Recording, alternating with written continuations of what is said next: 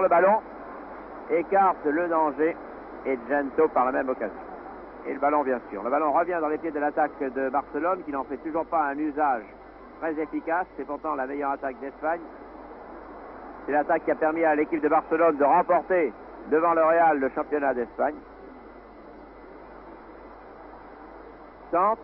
Et sur ce centre, c'est Di Stefano, toujours placé là où atterrit le ballon, qui récupère et qui le repère ensuite ce ballon. Finalement, une erreur de la défense. Et Martinez met le ballon à côté. Une erreur de la défense du Real et Martinez met le ballon à côté alors que le chemin du but était vide devant lui. Dominguez qui a eu chaud, dégage vers Puskás qui amortit de la poitrine et qui lance en direction de Gento. Vous voyez que la tactique du Real est d'une simplicité enfantine. On n'a pas besoin d'être grand clair en football pour comprendre que le Real joue ce match en défense et que Puskás, qui est le seul attaquant de pointe, le seul constructeur en pointe si vous voulez, n'a comme souci que de le lancer ses ailiers et Gento de préférence à Canario. Nouvelle attaque de Evaristo là-bas, très bon centre. Il n'y a personne pour le reprendre ce centre et finalement le Real se dégage. Comme Gracia a laissé passer la balle, Canario essaie d'en profiter, mais sans résultat. Gracia se replie et renvoie en direction de Vergès. Et Vergès, le demi-droit, qui porte le numéro 5, lance l'attaque. Lance en direction de l'aile gauche pour Suarez. Suarez maintenant pour Coy. Coy vers le centre. Et une tête de Marquitos en direction de Gento. Gento laisse traîner son pied, mais il s'est fait bousculer d'une façon irrégulière. L'arbitre n'a rien dit. Evaristo maintenant en possession du ballon. Gento. Et à nouveau Del Sol pour l'équipe du Real, l'inter du Real, l'inter droit, qui descend tout seul, lentement, qui permet ainsi à Barcelone de se replier, mais également de se fatiguer, qui finalement perd ce ballon que Rodri relance en direction de l'attaque. C'est Suarez et Coxis, Coxis et Evaristo, Coxis, Suarez, oh là là là là là! Et Dominguez qui relance le ballon dans les pieds de Martinez. Et Martinez qui n'est vraiment pas très heureux, qui n'a pas le temps de contrôler ce ballon et qui l'envoie à côté des filets du Real. Mais vous voyez qu'en ce moment, Barcelone joue son bateau, Barcelone domine, mais Barcelone n'a rien marqué alors que nous en sommes à la 20e minute de jeu. Je crois qu'il est bon que je vous dise pour la passion de cette deuxième mi-temps que Barcelone n'a jamais été battu sur son terrain et je crois même n'a jamais conseillé de match nul depuis qu'il a comme entraîneur Elenio Herrera,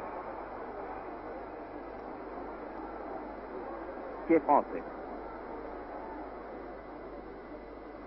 Et cette constatation, le fait que le Real mène maintenant toujours par 1-0, vous explique sans doute ce silence. Oh là! Et le ballon est sorti du but. Sorti du but, véritablement sorti du but par la tête de Ruiz. Véritablement sorti du but du Real par la tête de Ruiz. Corner tiré par Suarez. Sur ce corner, tentative de reprise, de volée par Evaristo. Mais sans succès.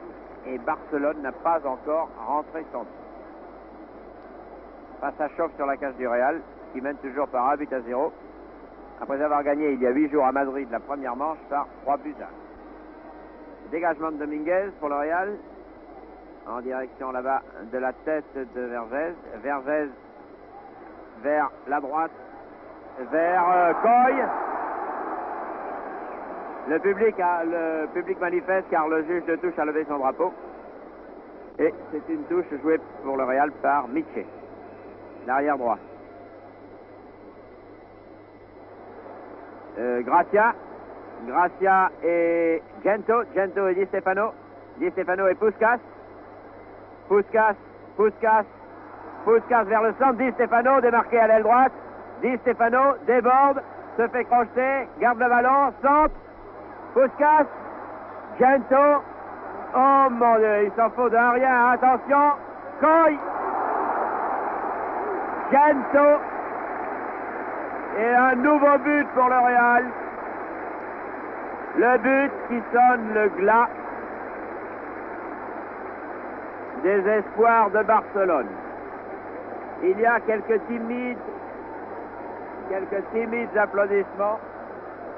Gento a marqué le deuxième but du Real, vous l'avez vu, alors qu'il était démarqué en compagnie de Coy sur une action menée par Puskás et par Di Stefano. Gento, à la 23e minute de jeu, marque le deuxième but du Real et je pense qu'il n'y a plus aucune chance maintenant pour que Barcelone remonte son handicap qui est de 4 buts. 5 marqués par le Real contre un but marqué par Barcelone. Au moment où nous en sommes au milieu de la deuxième mi-temps. Il y a un joueur là-bas qui est resté allongé. Si les caméras pouvaient y aller sur la droite, devant le but un joueur du Real, devant le but, c'est ça, oui. Merci, muchas gracias. Devant le but du Real. Ce joueur, c'est vraisemblablement Pachin. Non, c'est Ruiz, je pense du moins. Et j'espère que la blessure n'est pas sérieuse. C'est vraisemblablement Ruiz, le demi-gauche. On hésite un peu à y croire aux blessures maintenant des joueurs, car depuis le début de la partie, en première mi-temps surtout, nous avons vu des arrêts de jeu qui ont permis aux joueurs du Real de souffler un petit peu ou de reprendre leur calme lorsqu'ils étaient dans une situation difficile, surtout dans les 20 premières minutes. Enfin, ceci est peut-être... Cet arrêt de jeu a peut-être été motivé par une contracture qui ne semble pas bien grave à première vue, s'ils en ont juste, d'après le comportement de Ruiz qui revient maintenant sur le terrain, qui revient en jeu. C'est exactement. Et le ballon est dégagé très loin pour le Real, en direction de la tête de Gracia. Gracia pour Coy, très replié. Coy, Puskás. Puskás qui fait un peu ce qu'il veut, comme dit Stefano en attaque. Puskás vers Gento, malheureusement cette fois-ci. La passe de Gento. Je dis malheureusement pour la beauté du jeu, il n'y a aucune préférence ni pour les uns ni pour les autres. Je ne suis ni castillan, ni catalan. La passe de Del Sol pour le Real en direction de Ruiz. Et Ruiz dégage, mais mal. Flotat vient de lancer vers Vergès. Et Vergès en direction de Martinez. Martinez, qui a marqué le but de Barcelone, mais à Madrid. Martinez tarde un peu trop. Et finalement, l'arbitre refuse le corner à Martinez et donne un coup franc, je crois du moins, au Real, oui.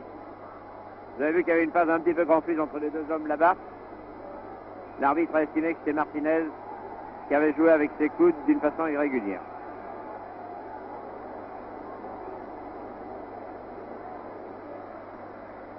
Il y a un étrange silence pour qui a connu l'ambiance de cette première mi-temps ici, ou du début de match, dans ce stade de Barcelone, où l'équipe de Barcelone est en train de se faire battre pour la première fois, et circonstance aggravante par l'équipe du Real.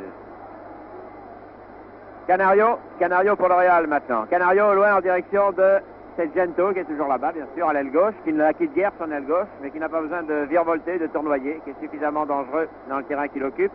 Gento, dribble long, descend, Gento shoot. Et là-bas, vous avez vu le gardien Ramalet qui a plongé. Inutilement, car le ballon a été intercepté par un pied de la défense. Voici Di Stefano maintenant à son tour qui shoot. Et Ramalet, après avoir plongé, est obligé de sauter, car le shoot de Di Stefano, dévié par le dos de Jansana, fonçait dangereusement vers les buts de Barcelone. Nous en sommes à 2 pour le Real contre 0 pour Barcelone, et au train où vont les choses, le Real a certaines chances d'augmenter son avantage au score. Voici le corner qui est tiré par Gento. Non, pas par Gento, par Puskás. Pour Canario. Shoot de Canario, dégagement de Coy. Balle manquée par Coxis. Reprise par les arrières du Real. Et shoot parti de très loin et envoyé par un arrière du Real, c'est-à-dire par Miché. Le Real domine en ce moment autant qu'il est possible de le faire. Barcelone a perdu le moral avec le deuxième but. Les caméras ne vous le montrent pas, je vous le dis parce que vous ne le voyez pas. Peut-être ai-je tort, peut-être ai-je raison. Mais il y a l'entraîneur de Barcelone et Herrera qui fait de grands gestes en direction de son équipe. Qui veulent dire je ne sais quoi, mais qui doivent vouloir dire, je pense, dégagez-vous de l'empreinte du Real et allez me marquer quelques buts. Mais enfin, ça semble très facile à dire. Et voici Puskas. C'est la catastrophe pour Barcelone. Puskas qui marque avec une facilité dérisoire. Un nouveau but pour le Real à la 28e minute de la deuxième mi-temps. Le Real mène maintenant par 3-0.